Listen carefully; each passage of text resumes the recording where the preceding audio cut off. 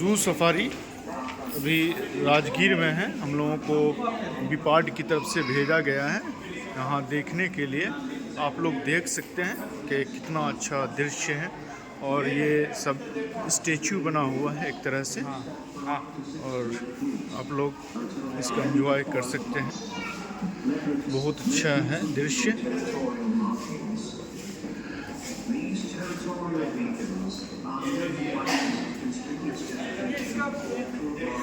इसमें कितना अच्छा मतलब कि ये प्रदर्शन है, देख सकते हैं कितना अच्छा ज़बरदस्त बनाया गया है जो कि बहुत मनमोहक है। आप लोग भी आ सकते हैं राजगीर जू सफारी घूमने के लिए। बहुत अच्छा लोकेशन है, घूमने का मज़ा ही कुछ और है।